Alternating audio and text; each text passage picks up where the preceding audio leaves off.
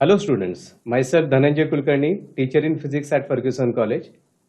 We know there are four types of AC circuit: resistive AC circuit, inductive AC circuit, capacitive AC circuit, and resonance circuit. In resonance there are two types: series resonance circuit and parallel resonance circuit. These two types of circuit we are going to discuss in this topic in today's session. So for that, let us switch over to PowerPoint presentation. The topic is electric resonance. Concept of resonance, you know very well, in 10th standard also you have learned. When a body vibrates with its natural frequency, those vibrations are called free vibrations. When body vibrates with the frequency which is driven by the external periodic force whose frequency is different than the natural frequency, those vibrations are called force vibrations. And the case when the natural frequency of vibration of the body matches with the frequency of external periodic force, we say that there is a resonance. Now you know that while tuning any change the capacitance, and in that case any circuit has its own frequency that is called natural frequency. And if that natural frequency matches with the frequency of external periodic force, resonance take place. Simple example, when you are tuning a radio station, in old days radios used to have the pot. So when you are changing the pot, that time you are changing the frequency of the circuit in the radio. Any transmitting station has a certain frequency, and if the frequency of the radio, that is the circuit in the radio, matches with the frequency of transmitting station, then we can hear the particular station. So here also nowadays the technology has been changed, and you scan the radio, and while scanning the frequency of the inner circuit, it keeps on changing, and when the frequency of inner circuit matches with the frequency of transmitting circuit or transmitting signal, then the resonance takes place and you can hear the particular station. So this is the basic idea about the electric resonance. The phenomena of resonance can be observed in systems that have tendency to oscillate at a particular frequency, which is called natural frequency of oscillation of the system. When such a system is driven by an electrical energy source whose frequency is equal to natural frequency of the system, the amplitude of the oscillation becomes large and resonance is said to occur. Now let us discuss about LCR series resonance circuit. A circuit in which inductance L, capacitance C and resistance R are connected in series, and the circuit admits maximum current corresponding to a given frequency of AC, is called a series resonance circuit. Impedance Z of LCR series circuit is given by the formula Z is equal to root of R square plus omega L minus 1 upon omega C bracket square. At low frequencies, inductive reactance equal to omega L is negligible, but capacitive reactance XC, that is equal to 1 upon omega C, is very high, because you know that omega is equal to 2 pi f, so XL is 2 pi FL. Capacitive reactance X is 1 upon 2 pi FC. So for low frequencies, inductive reactance will be small, whereas capacitive reactance will be high. XL increases and XC decreases with increase in the applied frequency. Applied frequency means frequency of the source. At some angular frequency omega R, XL will be equal to XC, that is inductive reactance will be equal to capacitive reactance. What will be impedance in that case? Impedance, we know that for LCR series circuit is given by the formula Z is equal to root of R square plus XL minus XC bracket square. When both are equal, impedance Z will be root of R square, that is equal to R, and this is the least value of Z. Why we are saying it is the least value of Z? Suppose imagine that the frequency is low. In that case, XL will be less than XC. So difference will be negative, but square will be positive, and it will get added with R square and impedance will be large. For high frequency, XL will be greater than XC and difference XL minus XC will be positive, which will again get added with R square and hence impedance will be large. So for low frequency, impedance is large. For high frequencies, impedance is large. The only possibility when impedance will be least, that is equal to R, will be when XL is equal to XC. When the impedance of an LCR circuit is minimum, circuit will be purely resistive because Z is equal to R. Current and voltage are in phase and the current will be given by I naught equal to E naught upon Z, and here Z is equal to R. So the peak current will flow through LCR series circuit, which will be given by I naught equal to E naught upon R. This condition of LCR circuit is called resonance condition and the frequency is called series resonant frequency. Now we know that XL is equal to omega L, XC is equal to 1 upon omega C, but XL will be equal to XC only at resonant frequency. So here omega we are writing as omega R, that is resonant angular frequency. So XL will be omega R into L and XC is 1 upon omega R into C. So with this we get omega R square will be 1 by LC. Omega is equal to 2 pi F, but this is not any general frequency, it is a resonant frequency. So omega is equal to 2 pi FR. So 2 pi FR square will be 1 upon LC. From this 2 pi FR will be 1 upon root of LC. So from this we get resonant frequency equal to 1 upon 2 pi root of LC. FR is called resonant frequency. So here the resonant frequency depends upon two factors. One is L, self-inductance of the coil, and other is C, capacitance of the capacitor. So when values of L and C are small, resonant frequency is high. Whereas when L and C are high, resonant frequency will be small. So resonant frequency depends upon self-inductance of the coil as well as capacitance of a capacitor. Now let us study about series resonance curve. If we graphically show variation of RMS current flowing through LCR series circuit with the frequency of the source, then nature of the graph you will get like this. At low frequency, XL will be less than XC. That difference will get added to R square and that's why the impedance will be high, naturally current will be low. As you keep on increasing the frequency, XL will be greater than XC. So here XL will keep on increasing, XC will keep on decreasing, and in this case current will keep on increasing. The condition when XL is equal to XC, that time the impedance of the circuit will be minimum, that is equal to R. That time the current which is flowing through LCR series circuit will be maximum, that is the peak current, that we represent by I naught.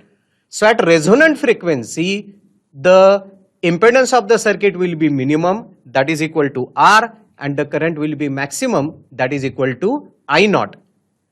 Once you increase the frequency beyond resonant frequency, what will happen? The inductive reactance will be more than capacitive reactance. So XL minus XC bracket square will get added to R square. Impedance will keep on increasing and current will keep on decreasing. This type of bell-shaped curve is commonly, popularly called as resonance curve. At omega, that is angular frequency of the source, when it is equal to resonant angular frequency, then the value of the current is maximum, that we represent by I naught. At resonance, RMS current becomes maximum and that is equal to I naught. The value of peak current is inversely proportional to R, because what is peak current? I naught is equal to E naught upon R. So that's why the value of peak current is inversely proportional to R. For lower values of R, I naught is large and vice versa. So if you have a resistance of a higher value, the peak value of the current will be less. So peak value of the current depends upon the resistance. This circuit at resonant condition is very useful for radio and TV receivers for tuning signals from a desired transmitting station or a channel. Now, what are the characteristics of series resonance circuit? Here is the diagram depicting LCR series circuit across which the source of alternating EMF is connected. Instantaneous EMF is E, and at resonance we know that XL is equal to XC. Resonant frequency is given by FR equal to 1 upon 2 pi root LC, which you have already obtained. Impedance is minimum and circuit is purely resistive circuit. Why? XL minus XC is 0. So that's why Z is equal to R. It's a purely resistive circuit. Current has a maximum value that is equal to I naught, which is given by E naught upon R. When a number of frequencies are fed to it means to LCR series circuit, it accepts only one frequency, that is FR, and rejects other frequencies. The current is maximum for this frequency, hence it is called acceptor circuit. So here what happens, as you keep on increasing the frequency, the impedance keeps on decreasing, current starts increasing. When the frequency of the source is equal to resonant frequency, impedance is minimum and circuit draws maximum current from the source, and that's why we can say that at resonant frequency circuit readily accepts the current. It accepts maximum current, that's why it is called acceptor circuit. Resonance occurs in LCR series circuit when XL is equal to XC or omega equal to 1 upon root of LC. For resonance to occur, the presence of both L and C elements in the circuit is essential. Only then the voltages L and C being 180 degree out of phase will cancel each other and the current amplitude will be E naught upon R. That is, total source voltage will appear across R. So at resonance what happens? XL is equal to XC. Voltages across, here I'll add the word across. So the voltages across inductor and capacitor are out of phase, and that's why they cancel each other. So whatever is the supply voltage will be dropped entirely across the resistor. So total source voltage will appear across R. So we cannot have resonance LR and CR circuit. So this point to be noted, very important point. So for resonance to occur, the presence of both L and C elements in the circuit is essential. Now here, when the frequency is low, then in that case, XL will be less than XC. So effectively circuit will be capacitive. And we know that in case of capacitive circuit, current leads the EMF in phase by pi by 2 radians. Actually here need not be pi, it can be any phase difference between the two because it is LCR series circuit and that phase difference will depend upon the frequency of the source. So if the circuit is capacitive, then in that case current will reach peak value earlier than the EMF. Here they have written voltage, but we call the word EMF. When XL is equal to XC, means at a resonant frequency, EMF and current are in the phase. So that's why circuit is purely resistive. And we know that in case of resistive circuit, voltage and current are in the same phase. So they reach their peak value in the same direction simultaneously. So whether it is in one direction, that is upward direction, or downward direction, both reach their peak values in the same direction simultaneously. Both reach their minimum value, that is 0, simultaneously. Now if you increase the frequency, then in that case, when the frequency is greater than the resonant frequency, then in that case XL will be greater than XC. And if XL is greater than XC, the circuit will be inductive circuit. And for inductor we know that EMF leads the current in phase, and here phase is shown by theta. You can use symbol phi or theta for phase difference. So at a frequency which is greater than resonant frequency, circuit is inductive. So here you can see that voltage reaches peak value earlier than the current. Now here another diagram is there, graphical variation. Here frequency is taken along x-axis and here phase is taken along y-axis. Now when at resonant frequency, the phase difference is 0 and that's why phase difference between current and EMF is 0. That's why the circuit is purely resistive circuit. But for low frequencies, X is greater than XL, circuit is capacitive. And for high frequency, inductive reactance is greater than capacitive reactance, and that's why circuit is inductive. So here you can graphically show variation of phase with respect to the frequency and correspondingly behavior of LCR series circuit, when it will be capacitive, when it will be purely resistive, and when it will be inductive. Now next topic is LC oscillations. When a charged capacitor is allowed to discharge through non-resistive inductor means inductor will not have any resistance. And what is the necessity of word non-resistive? Because if there is a resistance, there is a loss of energy. So here we are considering the ideal case where there is no loss of energy. That's why the word non-resistive inductor. So when a charged capacitor is allowed to discharge through non-resistive inductor, electrical oscillations of constant amplitude and frequency are produced. So here there is no loss of energy because it is a non-resistive inductor. That's why amplitude remains constant, frequency remains constant. These oscillations are called LC oscillations, generally called electromagnetic oscillations.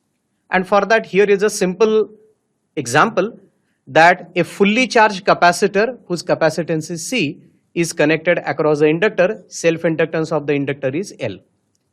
Now fully charged capacitor has energy stored in the form of electrostatic potential energy in the gap between the two plates. So here is the electrostatic energy. And when you connect this across the inductor, the capacitor will discharge to the inductor. So the current will flow in one direction and that time the current will flow to the inductor. As the current flow through the inductor, magnetic field is produced in the surrounding region of the inductor. As the magnetic flux associated with the inductor, that is the coil, increases, an EMF is generated in the inductor, and this EMF will oppose the growth of the current. And that's why ideally what do you expect? When the capacitor is connected across the inductor, immediately it should discharge. But it does not happen. Due to electromagnetic inertia or due to electromagnetic induction, current takes some time to reach to its zero value. So capacitor will discharge. That time current will increase. Magnetic flux associated with the coil will increase, and that time the magnetic energy which is stored in the inductor will keep on increasing. And here the capacitor discharges, electrostatic energy between the two plates will decrease, and the magnetic energy associated with the coil will keep on increasing. Now this will continue till the capacitor fully discharges. When the capacitor is fully discharged, the entire electrostatic energy which is stored between the two plates of the capacitor is converted into the magnetic energy linked with the inductor. After this, the magnetic energy is now transferred, and due to that, the current will flow through the circuit. So current will flow through the capacitor. Now the capacitor will get charged with the opposite polarity. So here this will continue till entire magnetic energy is converted into electrostatic energy.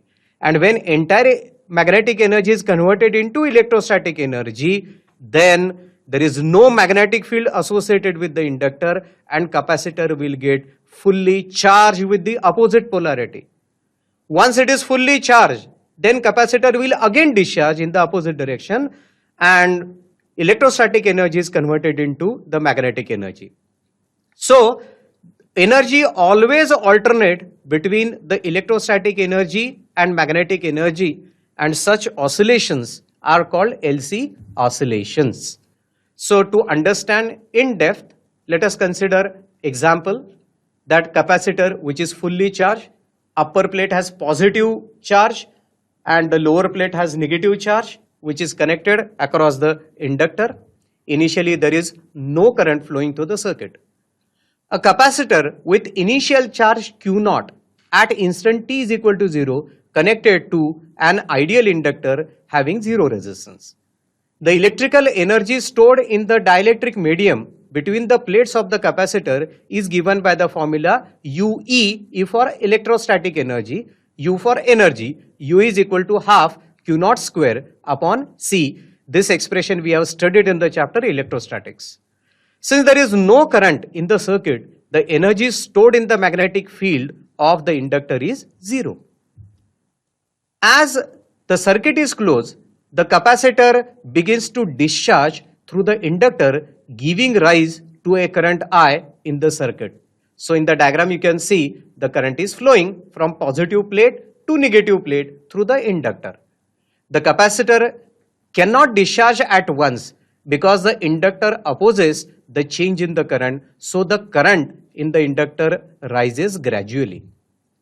As the current I increases, it builds up magnetic field around the inductor, which can be seen here in this diagram. A part of electrical energy of capacitor gets stored in the inductor in the form of magnetic energy, which is given by UB, that is equal to half Li square, where L is self-inductance and I is the current. Now this current will flow till the capacitor is completely discharged. So in the diagram you can see capacitor is completely discharged. Entire electrostatic energy is converted into magnetic energy. So after that what will happen? Again the capacitor will be charged with the opposite polarity. At latter instant, capacitor gets fully discharged and the potential difference across the plates is zero. The current reaches its maximum value I0. The energy in the magnetic field is given by half L into I0 square. So when the capacitor is fully discharged, that time the current will be maximum. Means just before it is completely discharged, the current reaches to its peak value, and peak value is I0. So current reaches its maximum value and the energy in the magnetic field is given by the formula UB equal to half L into I0 square. The entire electrostatic energy of the capacitor has been converted into magnetic field energy of the inductor. What will happen after that? After that, now capacitor will get charged in the opposite direction.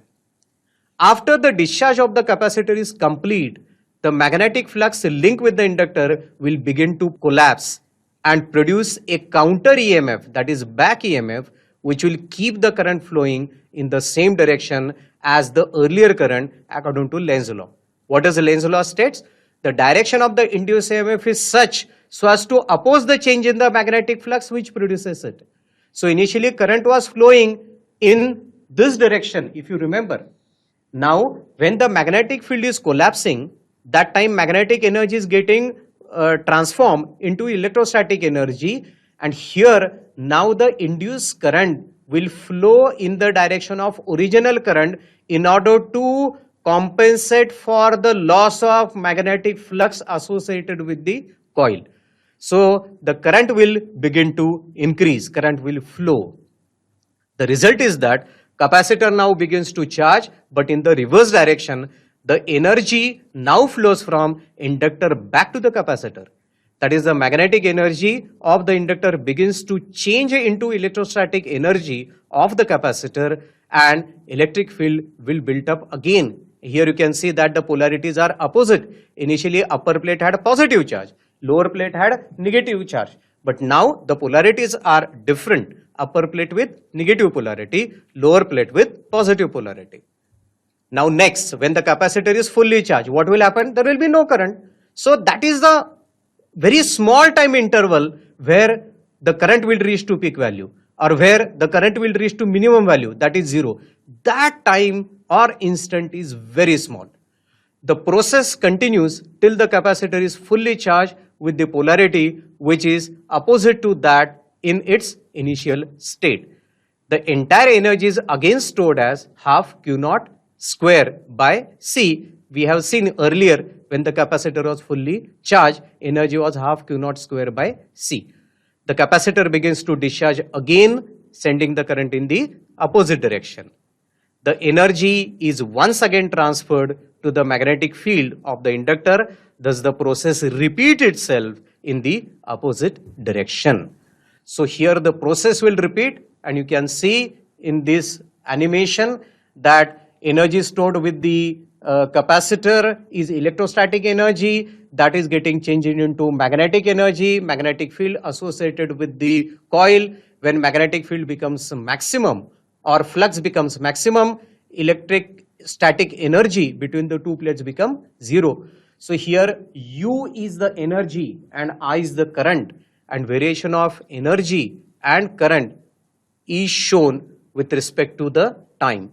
So what is already being explained, you can see very clearly with the help of animated graph. Thus, the energy of the system continuously surges back and forth between the electric field of the capacitor and magnetic field of the inductor.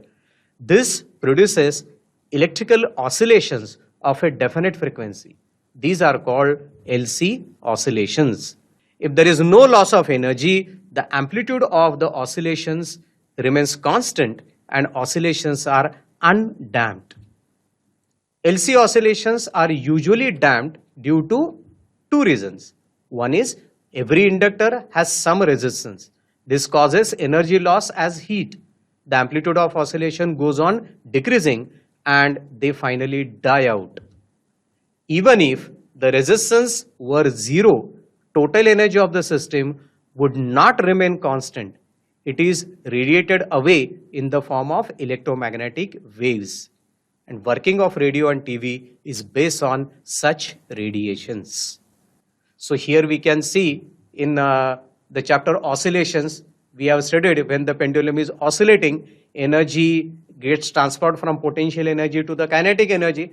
In the extreme position, energy is entirely potential. In the mean position, energy is entirely kinetic. In between, it is partly potential, partly kinetic.